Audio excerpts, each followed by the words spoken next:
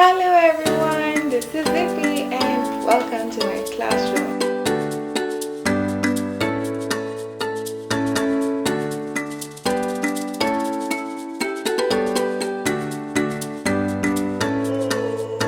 I'm really excited that you have the time to join me today. Karibu sana. And yes, please like, share, subscribe. I'm saying this early because over 60, almost 70% of the viewers are not subscribers. I would really appreciate if you just take a second or two, just go down there, look for the subscribe button, and just click on it. Have you done that? Yes? Awesome. Thank you so much. Today's topic is about choosing a school for your child. This is aimed to anyone who's a parent or a guardian. Yeah, you and maybe you don't even have kids right now, but you are looking forward to this. Yeah, I'm going to give you 10 key factors you really have to consider, and sometimes you think they're pretty obvious. Imagine they're not. So if you're able to apply all of these, and the last one, the very last factor I'll give you, to me is the most important one. So yeah, stay tuned till the end. So number one, sounds obvious, budget. What is your budget? Schools are not cheap anymore. We have free primary education and free day secondary education. But unfortunately, due to overcrowding of staff rooms and teacher shortage and inadequate facilities, most of the public schools are not very ideal, which is really sad for us in Kenya and in very many African countries. We hope to get to the level that schools in developed countries are in. But in the meantime, most of us have had to take our children to private schools. Okay, if you are able to afford that, go ahead. Okay, well and good. But now, what is your budget? Per age group. Okay, if your child is starting kindergarten and you're able to pay 20,000, 50,000, 100,000, there are kindergartens that go up to 200,000. Yes, imagine in this country of ours, Kenya. Yeah, so look at your budget carefully. And the reason why this is the one I wanted to start with, because I feel it's the most important, is because I have seen people, parents, who put so much pressure on themselves to work, I don't know, like crazy amounts of hours, and they spend so much time looking for money to take their kids to schools they cannot afford. Even after working those 10 extra jobs, they still cannot afford that particular school. And then this is what happens. When you take a child to a school you can't afford, you, like I said, you work crazy hours, so you don't even get time to spend with your family. You might end up even losing that family because they don't know you, they don't even relate with you. Second point of taking kids to a school you cannot even afford is, first of all, the lifestyle that is in that school you also cannot afford. If you're taking a child to a school where these kids every midterm break, every holidays, they are going out of the country, where we're, on the other hand, even getting to Mombasa is a big problem. How do you expect that child to fit in? How do you expect them to overcome their social anxiety? Because these people are talking about things that this child has no idea about. Okay? And the third point I would say about, living beyond your means is, you start as a parent putting pressure on your child, telling them, they have taken you to a very expensive school. Sio pesa ningenunua ng'ombe. I would have done something else with my money instead of wasting it on you. What do you think that child grows up knowing? It's so sad that we put such pressures. The child did not ask you to take them to that particular school. So please live within your means and look at the sustainability part of it. So right now, yes, you have gotten this katenda somewhere, you are able to afford a certain lifestyle, but for how long will you be able to afford it? If I'm going to take my child to this school that is offering any kind of international curriculum, am I able to sustain that till the end? I'm going to say, Nikisota, at some point, when I get broke, I just transition them to another. It's not that easy. It is not even easy. The damage you do to your child and even just to yourself it's too much, and it can be avoided. Okay, so this is one of the most important points I'm going to tell you today. Second, location. Location is a huge factor. Look at where you live and look at the kind of school you'd like to take your child. So you've looked at your budget. You've said, okay, this is the amount of money I'm willing to spend every month. And we've talked about sustainability. So I'm able to pay this school fees even if I lost my job, or the breadwinner unfortunately dies, or there's a divorce or something. You're still able to afford that for at least 2 years. Okay, but what about the location? Where do you live? There are so many parents who have no problem to just up and move to another house that is closer to the school, but not everybody is able. If you're working at home, you can easily do that. But if you can't, because let's say you have other kids who are going to other schools, or where you work and where your spouse works are in two very different locations, and you're looking for a sort of central point, then you have to take location seriously. So there are certain locations we know in this, let's say if you live in Nairobi, there are certain areas in Nairobi that have very many schools, highly populated in one area. And of course, you are more likely to get a good school around those areas, because if there's a huge supply of something, that means the competition is really good, and that means people have had to up their game, so the quality of education is actually very good. Okay, so look at it, rather than also now saying, okay, I love this school that is all the way there, it's 10 kilometers away, even more. I've seen children who, despite even the distance being very short, it's an area that has so much traffic, and so it takes double the amount of time that it should normally take. So just look at that. Take that route in the morning and see how long it will take your child to get to that school. There's no point of your child waking up at 4 a.m. to get to school. It's never that serious. Okay, sleep is an integral part of a child's development. And if the kids are sleeping very late and waking up very early to get to school, is it worth it? Ask yourself, is it? Let them be able to get something that works for them. And that's why many parents opt for boarding school, so that you have a really good school that is offering quality education, but at the same time your child doesn't have to wake up really early or sleep very late, because the transition or the trek from the house to the school is really long. Okay, so please put location somewhere in your top list when you're choosing a school.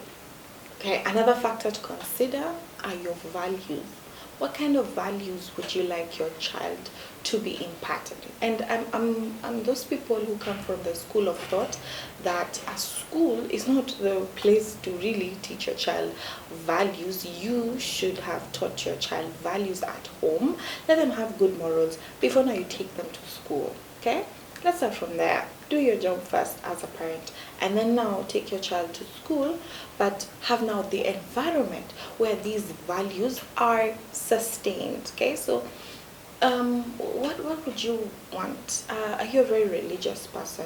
You want your child to go to a school that has a church foundation, and we have so many schools by the Catholic Church. We have schools by SCK Church. We have CITAM schools. All of these churches, very many mainstream churches that have very many schools that are reliable. Many of them have been there for years, and you're sure that they'll be teaching your child the right morals and values, which is actually one of the goals of education.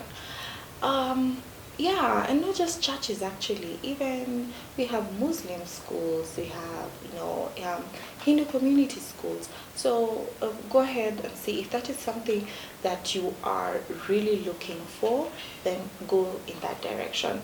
If that's not really a big issue for you because um, you are okay with the morals and values, you have brought your children up in the house, and you have no issue anyway taking them to a school that doesn't really have a religious foundation. The other thing, the next 2 points I would say are very intertwined. Reviews, okay, get reviews. There are many reviews online that you need to look at before anything else. Check what are people saying about it. You can't even be looking for a school whose face you don't know. Go online, look at the photos of that place, get to see what people are saying about it online, because even like on Google Maps, there's a whole section for reviews. Check what people are saying, and then very closely related to that, ask around. Ask around. And this is something I do with neighbors. I just ask, oh, okay, so because for neighbors, first of all, the location aspect will be there, the budget aspect. I mean, if you guys are living in around houses that are of the same price range, that means probably even your budget for school fees might be around the same scope. So ask your neighbors, ask around, see people who live in this area. Where do your children go to school? In the morning, look at the school buses that are coming. Like for me, I take off, or rather I just cancel out schools when I see the school bus and I see kids are packed like this. Like that's already crowded, no thank you. Or you see a bus that is picking kids at 5 a.m. So just get to ask around, keep your eyes open, observe, and just get to know, okay, why do you like this school? Get to know why this other parent says they don't like this other school for the other neighbor, but their child goes to this one because of this and that. And like a friend of mine, we were talking about it the other day, and it's very funny if you're watching. So she was just telling me, my neighbor's kids, they speak very well, so my kids have to go to that school. Imagine that school didn't even do much to market. They just taught the kids how to speak very proper English, and because the neighbor's kids are speaking like that, then she was sold. So ask around, get to know, okay? Don't just keep quiet. But if you're very scared of maybe going direct and asking them, you can just check in the morning when they're going to school, look at the badges, look at the uniform if you know, and yeah, it doesn't hurt to just ask. Next up might not really be a factor, but word of advice: please visit that school that you plan to take your child to. Visit several schools actually, and get to see. You might even have totally removed one from your list, and then you visit it and you realize, oh wait, this is a school I would actually consider.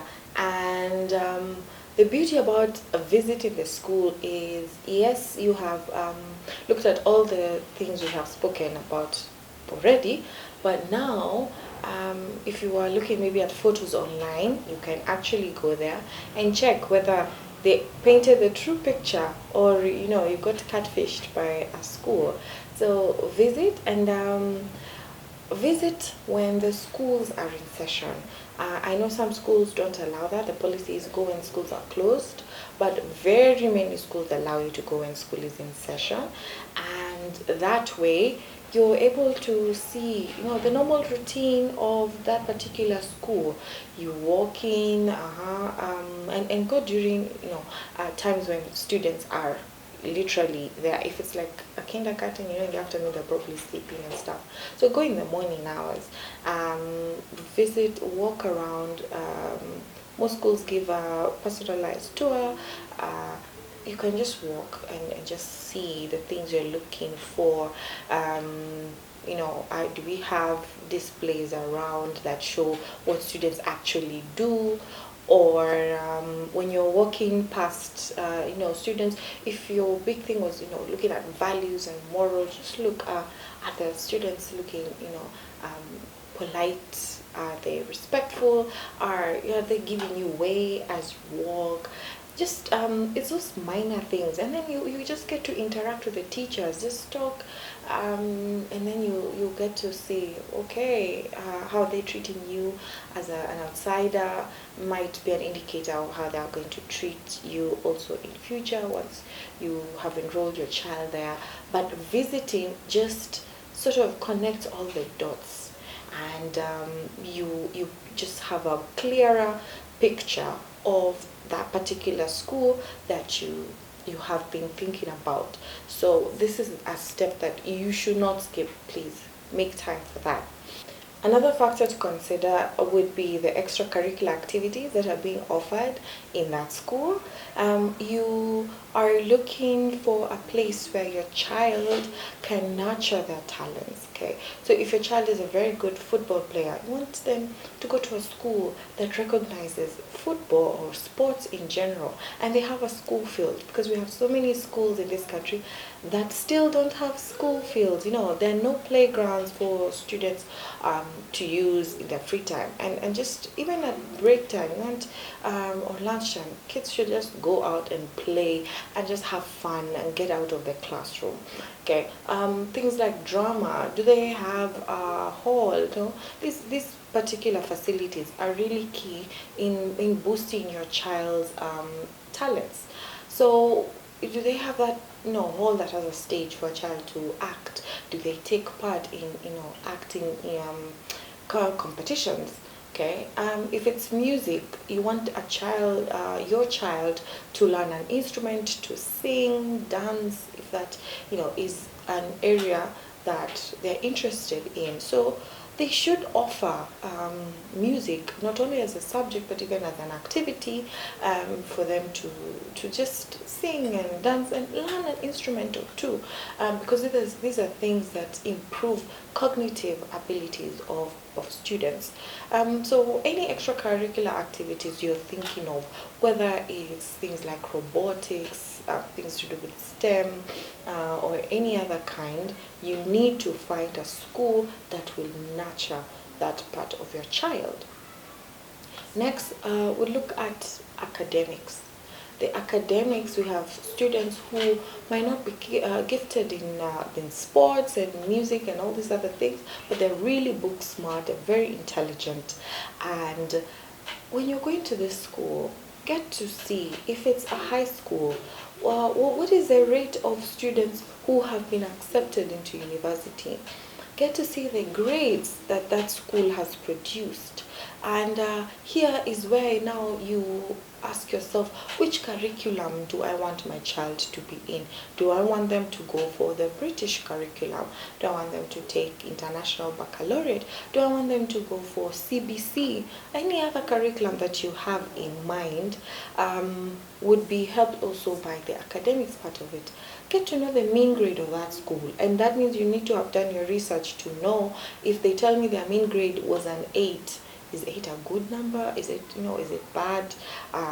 So that you go there and they just don't tell you 8 and you're like, oh wow, and they look at you funny. So get to see how is the academic part of it. Okay, is your child going to be challenged properly? Will they feel, that if you have a very, very smart child, they don't go to school to just pass time because everything there is too easy, they get bored, they find themselves in mischief. So academics is really important for just to have your child not just get good grades, but also to develop their critical thinking and their problem solving skills. Another thing you need to look at would be the age of the school. How old is the school? And in the past you would hear parents, even our own parents, saying that hey, that school has been there for years, it must be a good school. And why is that? Because of the culture that that school has had. But we also have schools that have been there for long, but the standards keep deteriorating. So you really need to find a school that has a culture that your child will feel proud to be a part of, and you'll see they have a very strong alumni body. But one thing that this I'll insist on this point is the fact that when it comes to the age of a school, we have so many schools right now that are offering the British curriculum and all these other foreign curriculums, because they are very, very much in demand right now. And that is why you need to be sure, if this school has been there for what, 2 years, 3 years, are they able to provide what exactly is needed? Do they have teachers who have, the particular kind of experience you would want for your child to be mentored in? And a school that has not been there for like 5 years may not have had enough time to integrate, certain culture, certain, beliefs and systems, and maybe they're just doing it as just a money-making venture. And you have to be really careful about it. Find a school that has been there, that has stood the test of time, and that is able to offer what exactly you want, and not a school that is there 1 minute and after just a short time it's gone. Why? Because they did not have enough time to set a foundation, which is very key. If you want to take a child to that school, make sure it's a school that has a strong foundation, that has already been tested. My last point, like I said, this is the most important point. And thank you if you've been here till the end. So I said for you to wait up for this. And here I'm going to say is ask a teacher that you know, okay? And when I say ask a teacher that you might not know a teacher, yes, but I'm sure you have a friend who knows someone, a friend of a friend. But get information, guys. Knowledge is power.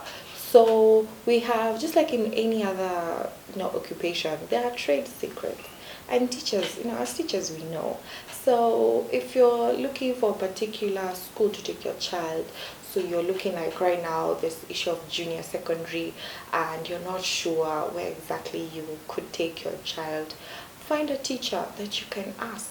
Someone someone you feel would be honest with you, and they will tell you. Just ask them. So I'm looking for this, school for my child. In your opinion, what do you think I should do, or which schools do you think would be favorable to my child? And they will always give you honest feedback, okay, because they have no vested interest. So make sure you're asking someone and or someone a friend of a friend. But what I'm saying here, for you to ask this particular teacher, make sure it's a teacher who's in that kind of school you're looking for. So if I'm taking my child to kindergarten, I should not be asking for advice from a high school teacher, because that's not their area of expertise, okay? Because kindergarten, there's just so much. Do you want them to go to a Montessori school? Is it what kind of school would you like your child to be in? Ask a teacher who already teaches in kindergarten. They would know better, and they'll give you proper advice. If you're coming to someone like me, well, you'll be lost, because I don't know much about kindergarten, but ask me about high school. There, you're sure I'll give you reliable information, right? So go to a teacher who is already teaching in that particular school. And also, if it's a system you're not sure, okay, do I want them to do our local Kenyan system? Do I want them to do this other kind of system? Ask a teacher who's teaching or who has taught both systems, and they will tell you, because this other system, I've taught this one before, and these are the pros and cons. Teaching this other system now, and I can tell you these are the pros and cons, so that you as a parent make a decision based on that, because there's nothing that is perfect, okay? You're able to look at both.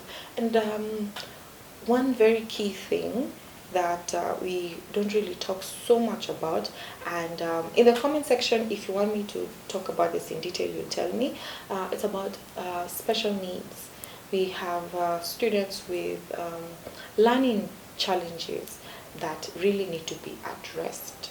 And when you're choosing a school, it's really important to, when you're asking a teacher, ask them, because they will tell you honestly that, yeah, this particular school will really help your child if they have certain learning disorders, but this other kind might not. Okay, and I don't want to go into so much detail about it because it's also a very, very sensitive topic. Many of us as parents do not like to, understand or accept that our child might have certain learning challenges. But the sooner you accept it, the better. That way you're able to offer that child the kind of school and the kind of curriculum that will help them. Okay, there's that saying of if you put a fish to compete with other animals on who's going to climb a tree the fastest, the fish will never be able to climb, and they will always be known as the student in this case who has no ability. Yet if you had put all these animals in water, that fish would have been able to thrive.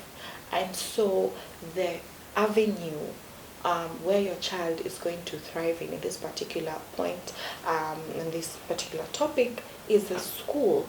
So take your child to a place where they're able to thrive and where we can see them shine, because every child is gifted differently. Okay, you might take them to one school and they might not do so well, but in another they will do amazing. And this is a challenge to you. So as you continue doing your school hunt, I wish you all the best, and I'd like to hear from you. How's the journey? What have you learned from this? What else would you like to add? Maybe there's a factor to consider that I might have overlooked. Please let me know in the comment section. And thank you so much for staying till the end of this video. I hope this has been a lesson that you won't forget. Ciao.